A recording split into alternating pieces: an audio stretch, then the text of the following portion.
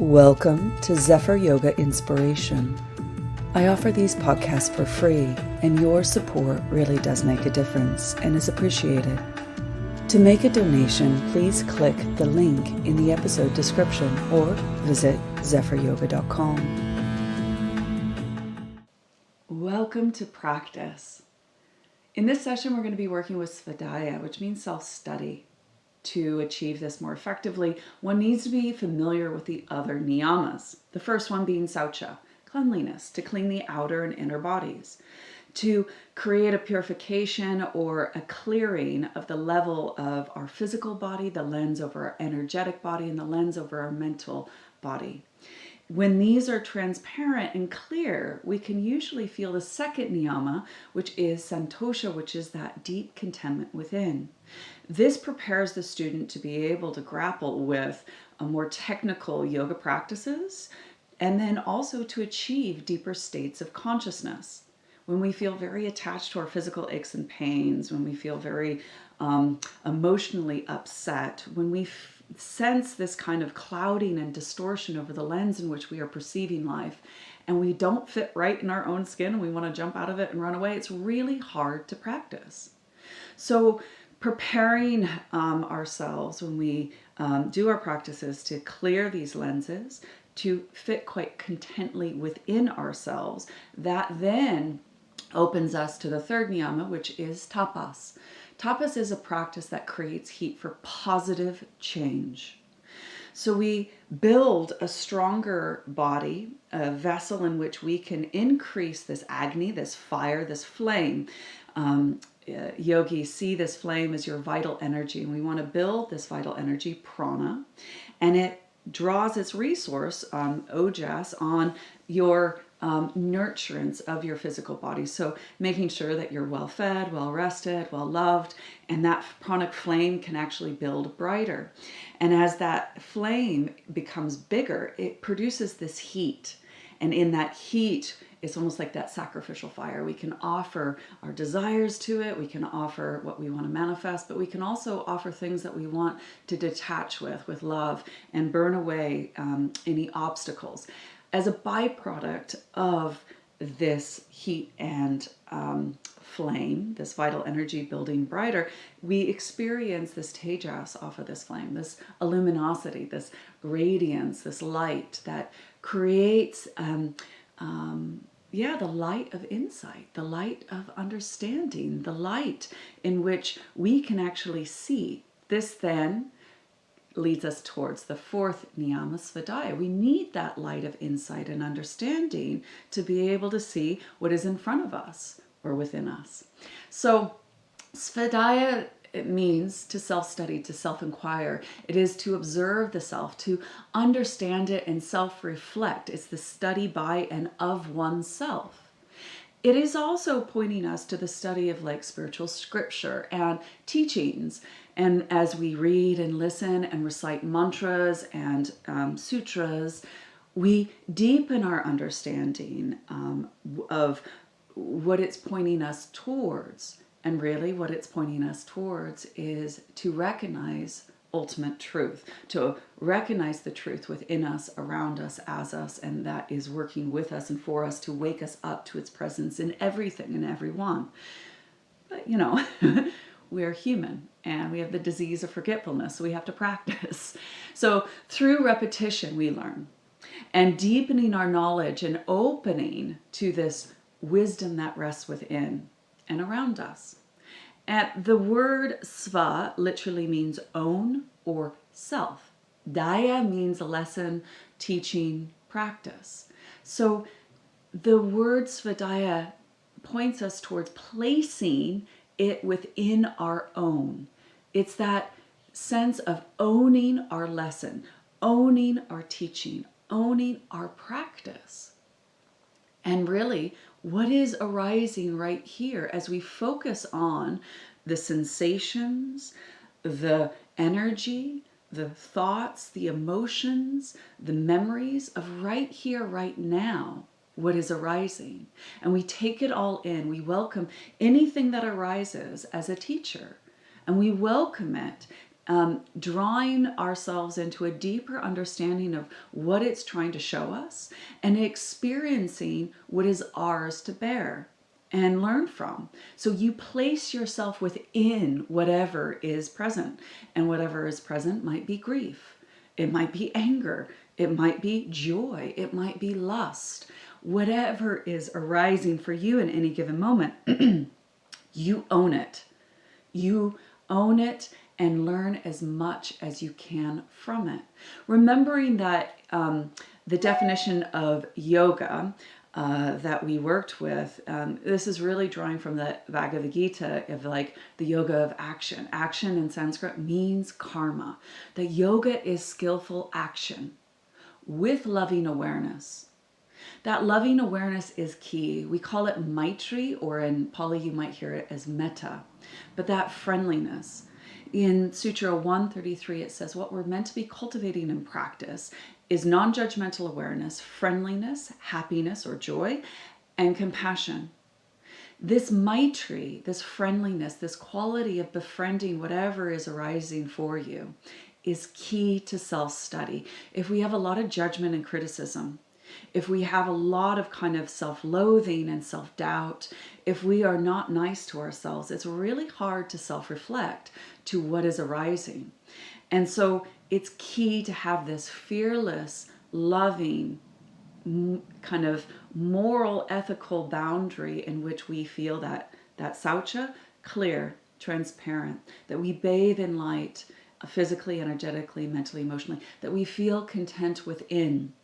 That sincere serenity, peace, and tranquility, and that equanimity in which we can build this heat and utilize this heat for positive change rather than putting more dog poo in the fire, putting an old tire, putting the rubbish in the fire, and the aroma is just stinky and horrible, and we just feel more rubbish if we're not enough as we are, you know. I'm really rubbish at this practice. You know, all that kind of negative self-talk and habit, if we are looking through the lens of not a very nice perspective of ourselves, it's really hard to observe ourselves and to learn in a kind of more open, curious, and loving way to gain more information of what is arising.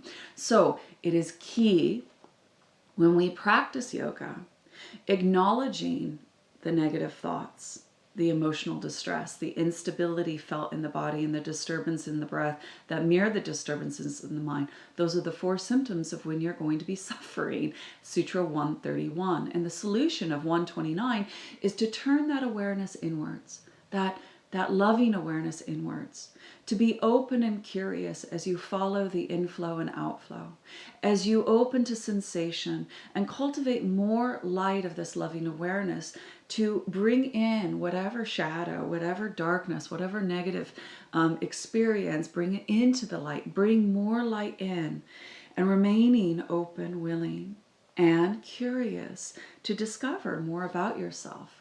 So this is where in our practice, we develop that light of intelligence. We notice that prajna.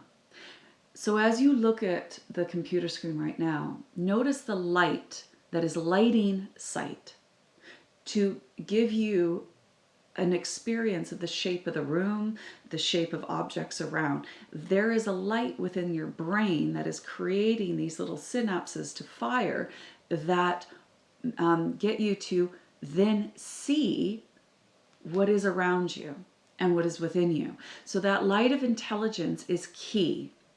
Now that then, as you notice that intelligence of cognition, of understanding kind of what you are seeing, you need to actually develop Vikeka, this discerning awareness. This discerning awareness, Vikeka, is that ability to know what is true and untrue, right and wrong, real and unreal. And in that, you are guided by your Buddhi. Your Buddhi is your inner teacher, your intuitive side. That little voice that goes, Zephyr, you're out of practice. You're thinking about what you're going to eat afterwards. Come back to practice. And you're like, oh yeah, I'm out of practice. Oh, that discerning awareness, oh, I need to be focusing on my breath right now, or I need to be focusing on what Zephyr's saying right now. Come back to practice. Notice that light that is lighting your eyes, that is lighting the mind, that is lighting your heart. And so that light of intelligence within, that ability to be wakeful and awareful, and to listen to that intuitive side. And in that, we gather more insight into what is arising in practice in the form of our thoughts, emotions, sensations, gaining more information to understand ourselves and what we're dealing with, utilizing different tools to skillfully navigate our practice with loving awareness. So this practice of yoga, we consciously shape the breath to guide the mind to recognize its true self. Constantly kind of going, what is that wakefulness that is watching my body breathe? And with this direct recognition of this purpose, to recognize that I-ness, that I-ness, that I-ness. So as you look, notice that I-ness that is looking at the screen right now. Notice the outer perimeter of the eyes, the lens in which you are perceiving, and notice what is trying to focus on the screen right now. Now turn that I-ness to see itself, to see you. Notice that I-ness that is seeking to recognize you, that I-ness that is seeking to experience you. Where is that you? Who is that you? What is that you? And that essence is what we are trying to keep refreshing and drop into. That I-ness of you. That kind of benign curiosity, that wakefulness that is just effortlessly observing without doing. And it's like a baby seeing things for the first time.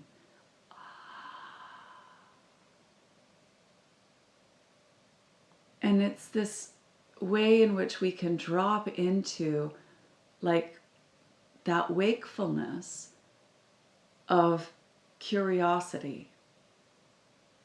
Because you are a seeker. You are a yogi. You are drawn to these practices for some reason.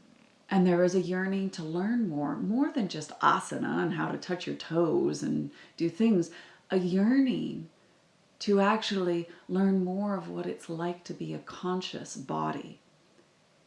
What is your purpose in this lifetime?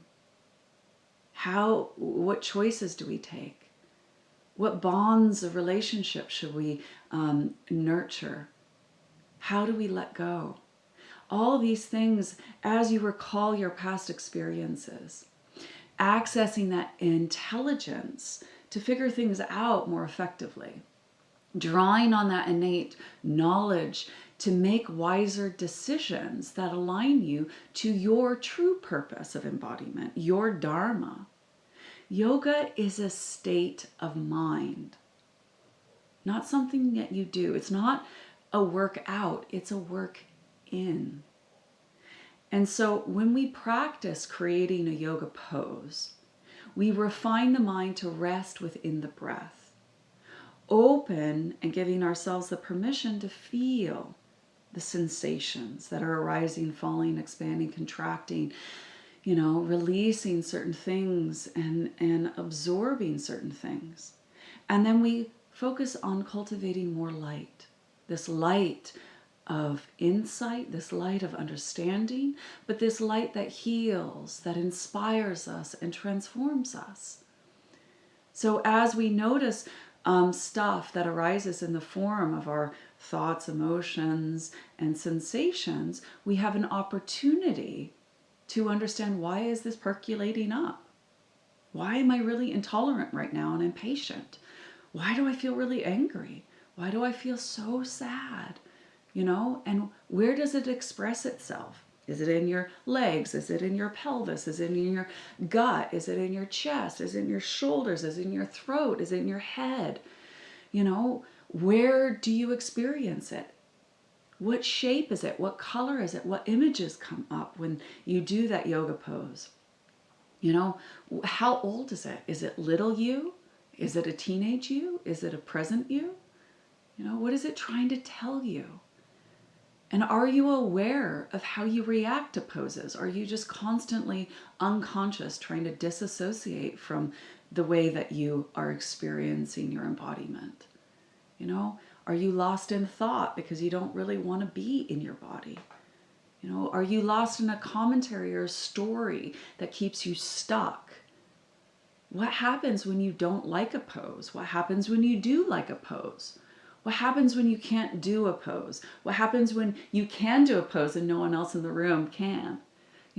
All these are interesting questions in which, start to get you to open up to what is motivating your actions, your physical actions, your kind of mental actions, your choices.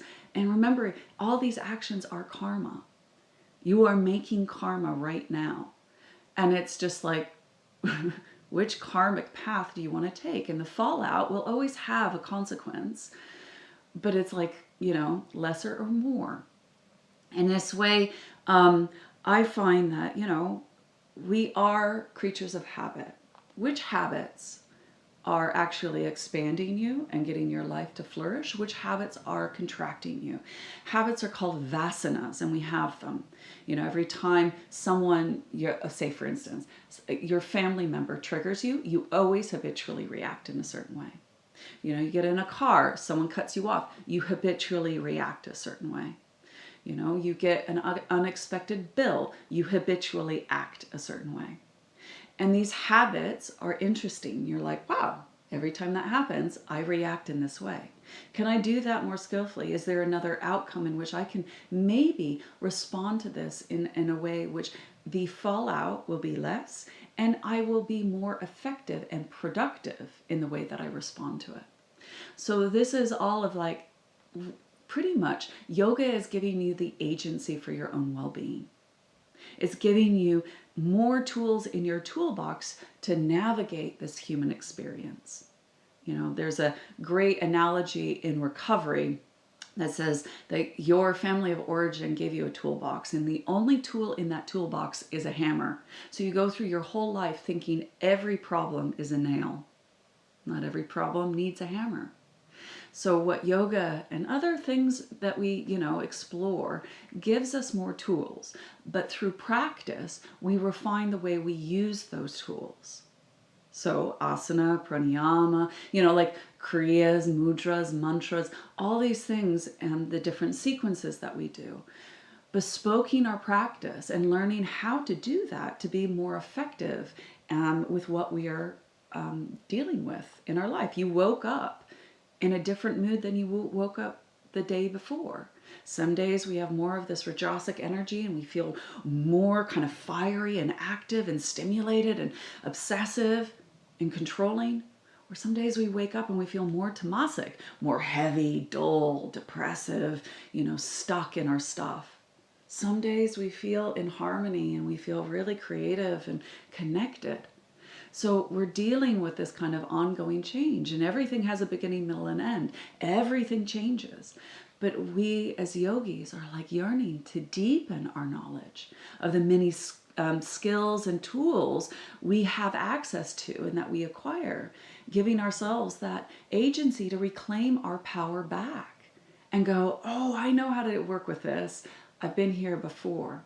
This is how I need to actually use this tool to help clear this little bit so I can sit quite contently, connect to this energy and direct that energy skillfully into manifesting what I need today. So as you practice, see, listen, be open to receive what it needs to be expressed, heard, experienced, welcoming all as a teacher, rejecting none. Notice when you want to push away something or when you want to run away to something more pleasurable, that dvesha or that raga. What we're trying to do is clear that lens of our own ignorance, that avidya, so we can see how our ego, our ashmita, gets tangled into our dramas, our emotions, our thoughts, our physical injuries, ailments. And there's a fear, that abhinivesha that comes up, that kind of is like, oh my God, if I feel this, if I acknowledge this, I might die. So, this practice of Svadhyaya is this ability with loving awareness to welcome all and to observe oneself, to be curious and go, wow, how human am I? I make mistakes. I get caught up. I'm messy. It's okay. And so you use your practice to welcome that messiness, to welcome whatever dysfunction is kind of going on, to welcome the negativity, bring more into the light. And this sutra of describing Svadhyaya in the Yoga Sutras suggests that we use mantra in repetition. So japa is repetition of a mantra to stabilize the mind and infuse the mind with the meaning of that mantra, to guide it to abide in that moment by moment awareness, being inspired by the meaning of the mantra, the sound, the vibration, and the resonance of that mantra, resting in that embodiment, awake to your true self. So the mantra that we're going to use is so, hum. Inhale, so. Exhale, hum. I am that. The latter part of the practice will flip the mantra to be hum, sa. That am I. Now, what is that? As I was discussing, that wakefulness, that I-ness. Sometimes we get caught up that it's just in our eyeballs, in our head. But consciousness is in your heart. Consciousness is throughout your body. Consciousness is outside your body. And I am that consciousness that is within you, that is also within me. It's likened to, we have candles, and I light my candle, and then I light your candle. Is it two flames, or is it the same flame? Is it different flame, or is it the same? So the yoga perspective is consciousness is that flame that is within all of us, that is linked to the same flame. Same thing with like the ocean. The ocean is pure consciousness. Now the evaporation comes up, and then all of a sudden rain comes down, and you have these little raindrops that are individuals. But once they merge into the ocean again, they become one. And it's just the individual and oneness, and how we create that individuality, and then we open to our true self, what we have always been, that essence of who and what we are. That essence of you that's unchanging, that hasn't changed since the moment you were conceived, born, grew. There's a part of you that has not been affected by life. There's an essence of you that hasn't been touched by the elements. And there is this essence of you that will continue. And will continue, supposedly, because this tradition believes in reincarnation into other lifetimes, trying out different karma, trying to release karmic baggage, but also try every single karmic embodiment to eventually free itself and liberate itself. So with this practice, connecting to that essence of you. Who are you when you're not trying to be somebody? Letting go of your titles, your labels, letting go of, your opinions, your judgments, your life experiences. Who are you when you're not trying to be somebody? That self-study, the study of your true self. And it is really important to study this self, like you, like I'm Zephyr, and this is my home, and this is my, titles and labels I have. I'm a mother, I'm a wife, I have a dog, I have this qualifications, I have that, it's like study that and how life has affected me, but then study a deeper sense of self, that deeper sense of self with loving awareness. It's key. And in that loving awareness, we move into more of kind of just celebrating our life, celebrating the gift of our life. Consciousness is delighting. It's that sparkle in your eye. Consciousness is going, wow, this is what it's like to experience Zephyr right now. Oh, look at this. This is cool. And so kind of trying to tap into that open, benign, loving awareness that is delighting to express itself as you. So, in this practice, I welcome you to bring this loving awareness into an ability to observe what you are going through, whether negative or positive, whether your life is messy right now or you feel quite clear in your life, but welcoming it all as an opportunity to discover the inner landscape of your experience, cultivating this power in which you can direct it either towards higher states of consciousness or be more effective in your life. This is why we practice, so we can go out and enjoy our life. Go out and be more effective in our life, but go out and feel more connected, belonging to this life. I thank you for listening. I hope that has served you, and we will begin. If you would like to continue to practice, find out more information about the topics discussed, or to donate to this podcast, please visit zephyryoga.com or follow the link in the episode description. I thank you.